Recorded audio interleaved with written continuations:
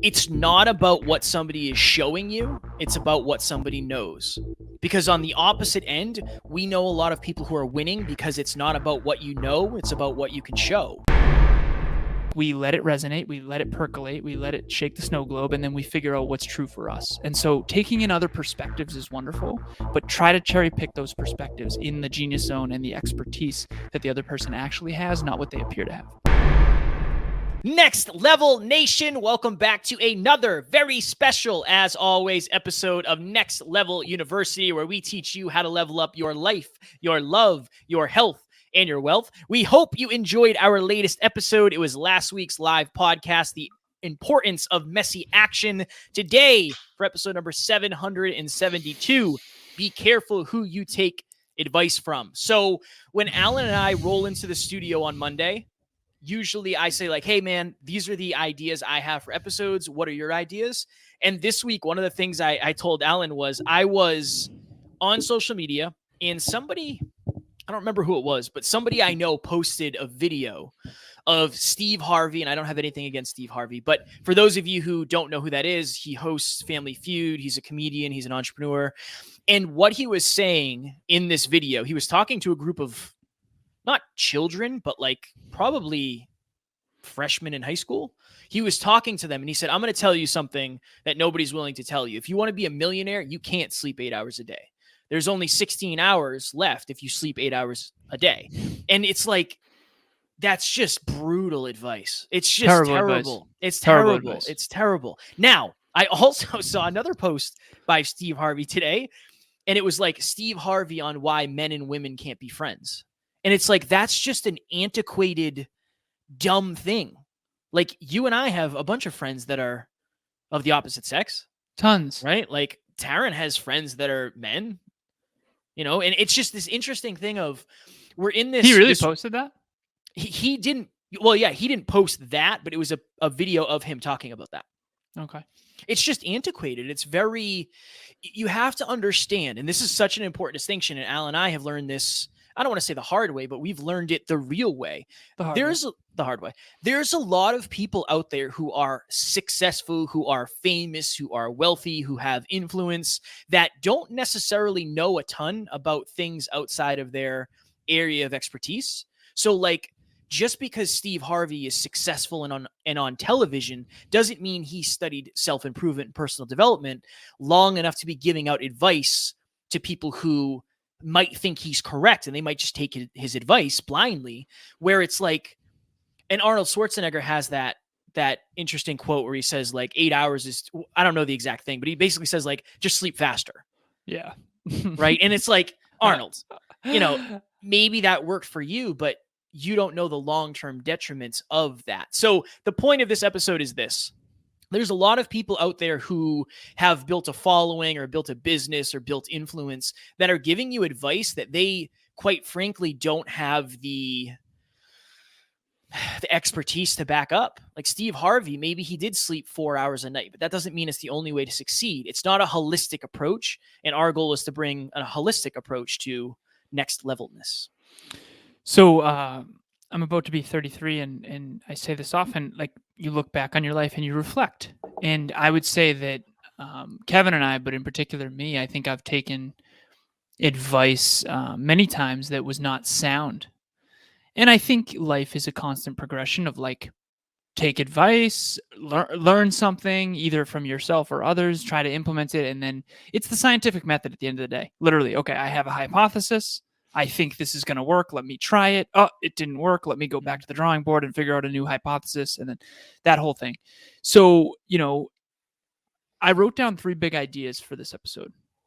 772, be careful who you take advice from. I was talking to Kev about this recently in the studio. I feel like one thing that I do think I've been really good at in my life is identifying another person's genius zone and then picking their brain in that genius zone and then trying to apply it to my own life, cater it to my own life, customize it to my own life. I'll give an example. So one of my original fitness coach and dear friend, Nate, I picked his brain for literally years, became a fitness coach, and then kind of customized a lot of what he taught me, and I think improved it, to be completely transparent. I certainly made it simpler and easier to apply, and easier to explain, I should say. Sleep, hydration, nutrition, training, mobility. My point is, though, is that like a lot of times what happens is you see someone as a mentor or a coach or an authority or a credible figure, but that does not mean that they know a lot about, like Kevin said, that arena. So for example, you got to have a truth filter. You got to have something like, okay, why am I taking advice about this from this person? And so the three big ideas I wrote down, the first one is they aren't connected to what you are. So this is another reason why you shouldn't take advice from other people. And this I've made the mistake of many, many times. I have a lot of mentors. Some of them are extremely successful, multimillionaires, unbelievably affluent and educated, and they have 50 years of life under their belt, if not more.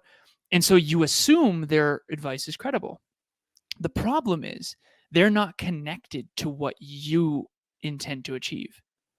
And so, for example, our dream to bring personal development to as many people as we possibly can through this podcast is not something my mentor, who's a master of business, running multi-billion-dollar tech companies, like he doesn't know anything about podcasting, right. But he doesn't necessarily know that he doesn't.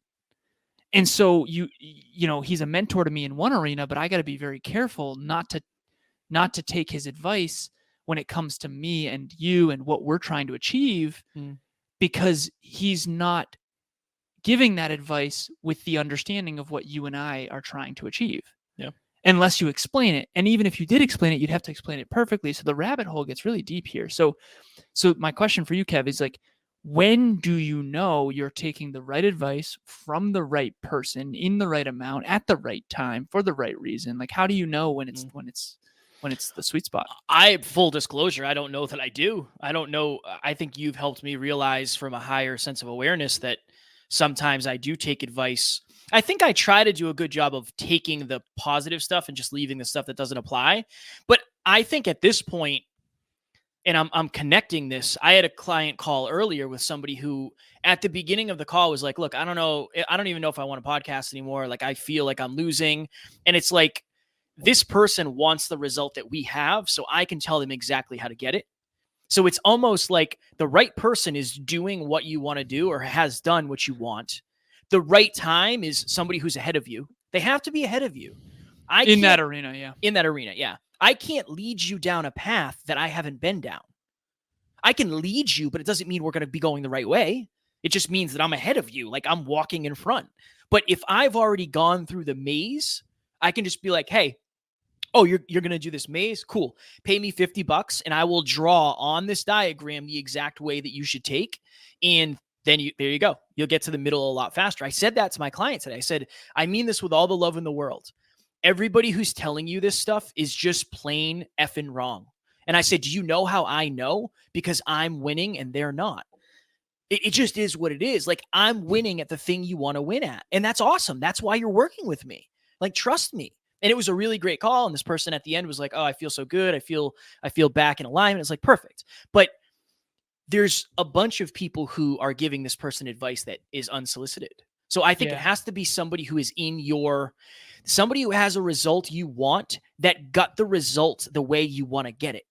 I think that's an important distinction of, you and I we have people in the podcast industry who have more listens than us, but it doesn't mean they know more. It doesn't mean they're better communicators. It doesn't mean they're better speakers necessarily. It means they did something different. Maybe they got lucky. Maybe there's a lot of different ways it can happen. But I just think it's like, this is what I would say. It's not about what somebody is showing you. It's about what somebody knows. Because on the opposite end, we know a lot of people who are winning because it's not about what you know. It's about what you can show. Yep. And if I pull up in a Ferrari, you're going to assume I know way more than I do about podcasting.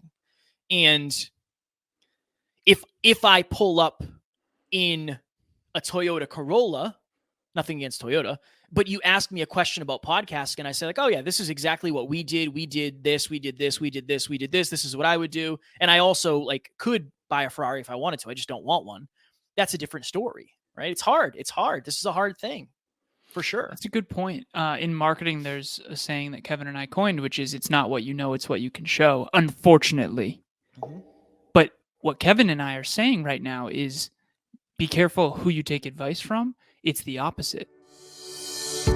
Hello, my name is Dr. Tarryn McCarthy, and I'm host of the Business of Happiness podcast. When I met Kevin and Alan 2 years ago, I had no idea of how much impact they would have not only on the success for my business, but also on my life. They've given me enormous perspective and true strategies, true tactics to take in my everyday business plan and in my life plan to make an even greater success. Kevin and Alan, thank you so much. I couldn't even begin to express my gratitude for all you've done for me. And if you're looking for similar mentorship, I highly recommend these incredible experts at the Next Level University. It's not what they can show, it's what they actually know. But if you're unaware, you don't actually know what they know. So you got to be very, very careful. And it needs to be someone that you trust. And the second big idea that I wrote down here is their subconscious might be insecure about you outgrowing them or out succeeding them. And so for a long time, and I'll just be transparent about this, Kevin and I were having team calls, team huddles with the NLU team after the live podcasts. And we were getting constructive feedback from the team after those keynotes. And eventually I came to Kevin. I'm like, I don't know if that's the right play anymore. And it's nothing against the team. The team was doing their best, but they're not professional speakers. They're not trying to be professional speakers. They don't know that much about oratory or speaking or tonality or, powerful pauses or podcasting. Like, so it became incongruent for you and I to keep taking that advice because I started to realize that, like, not only that, but they're also looking for things to help us improve on. So they might be like looking for things that aren't really there. Or again, the opposite. They might not want to hurt us. It's like, I got good reviews every time. It's like, guys, it wasn't that good. Like, it just, I could have done so much better. So, and I appreciate it. I appreciate the gentleness. I think it's important because you have to understand too. And that's not, by the way, I don't think the team is insecure about us outgrowing them or out succeeding them. But you also do have to understand that some people, this is an example. So I just surpassed my 900th coaching call. My goodness. And the reason I say that, thank you, brother. The reason I say that is so people understand like how many perspectives I have. It's like wild. And there's not a single client ever who doesn't have a problem explaining their goals and dreams to their immediate family. There's no client I've ever had who was like, my family fully supports me.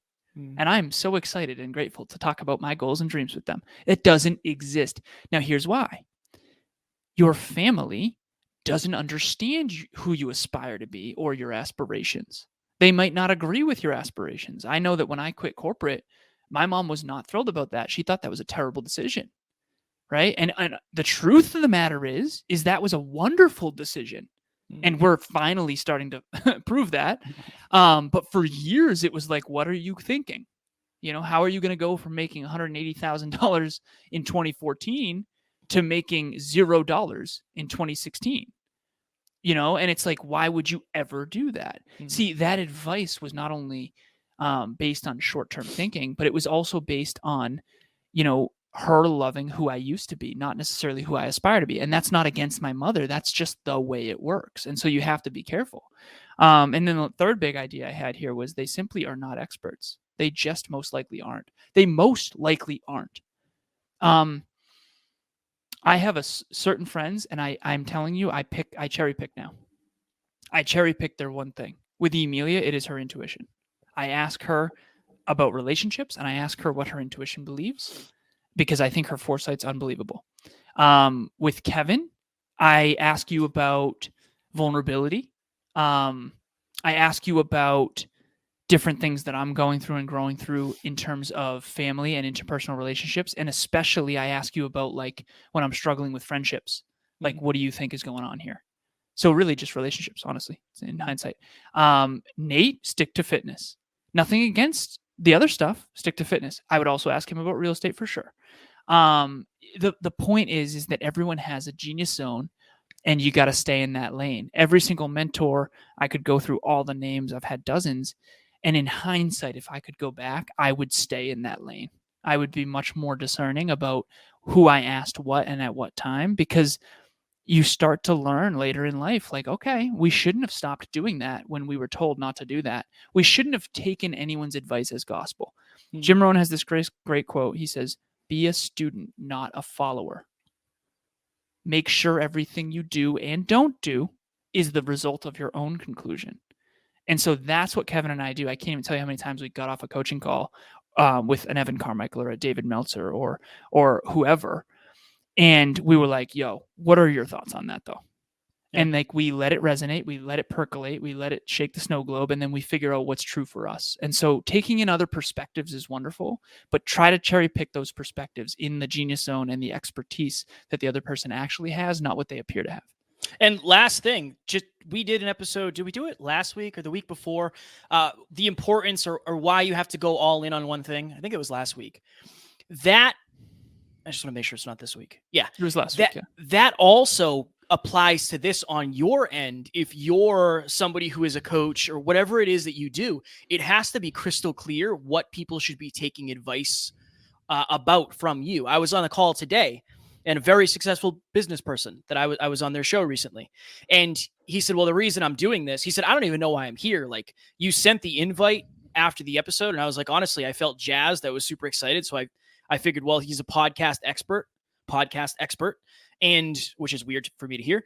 And there's plenty for me to learn here. And we were at a point at the call where I gave him some advice, and he said, Kev, can I be honest with you? And I said, of course. And he said, that's like directly against what somebody else told me. And then I walked him through like why I gave him that advice and how it, and this is the important thing, how it has worked for us. I said, I can completely understand why somebody gave you that advice. That advice is really good for getting listens. It's not good for getting clients. There's a difference. And here's why. And again, but that's because I went in on my one thing, and people know what to take advice about. Don't take advice about cars. Don't take advice about real estate. Some advice about fitness or relationships. But my one thing is podcasting, and that's what I want to brand myself as. So I thought that would be a little piece that I can attach to this episode as well. Super, super powerful. Everybody reflect on their own life. If you're out there listening, reflect on your own life and say, okay, some people gave great advice. Some people gave bad advice. I remember someone told me I wouldn't get into MIT, my guidance counselor, and I took that advice. I didn't even apply. I do think that was unintelligent in hindsight. And I've done many mistakes like that, and I won't make those mistakes in the future. So contemplate for yourself.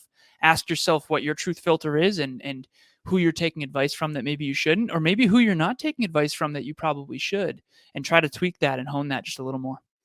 Next Level Nation, we are opening our 5th round of group coaching. When is it, Alan? January 4th. January 4th, 6 p.m.?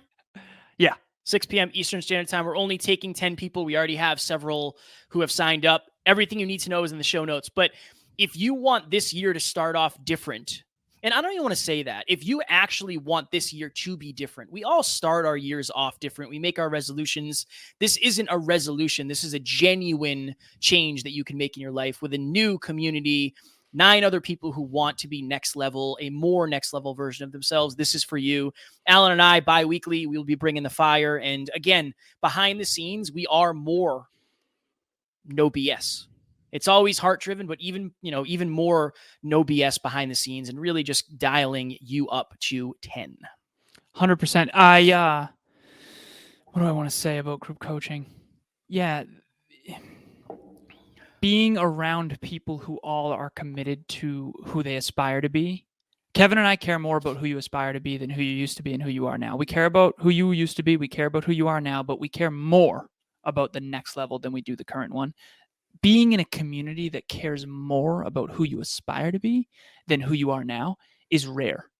It's very, very rare. Next Level University, next level. We care more about your next level than your current level. And that's actually very rare. So start the year off right. Join group coaching. It's $147. It's cheap. It's very, very cheap.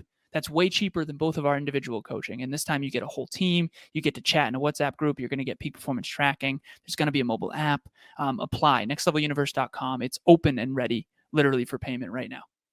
Next Level Nation, our next episode that you will hear tomorrow, number 773. It is last week's live Q&A. How do I fail forward when I'm afraid to get embarrassed?